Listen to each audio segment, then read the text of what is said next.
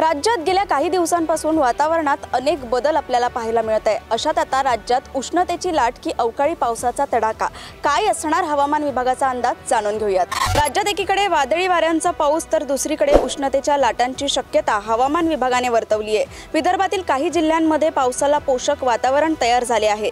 26 मे पर्यंत कोकण, मध्य महाराष्ट्र, मराठवाडा तुरळक ठिकाणी हलक्या ते मध्यम सरींचा पाऊस होण्याची शक्यता आहे। दरम्यान आज विदर्भात तर 25 मे पर्यंत मध्य महाराष्ट्रात उष्णतेच्या लाटांचा इशाराही देण्यात आलाय।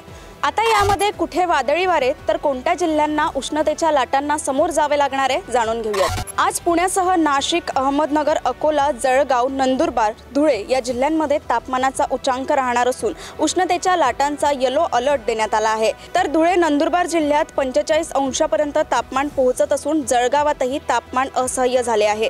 उत्तर महाराष्ट्रात नागरिकांना प्रचंड उकाड्यासह घामांच्या धाराचा सामना करावा लागतोय।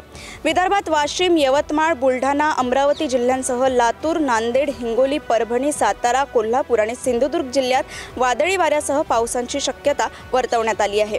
आता अशा वातावरणात नागरिकांनी जमेल तेवढी काळजी घ्यावी आणि सतर्कता पाळावी असं आवाहन हवामान विभागाकडून करण्यात आलंय।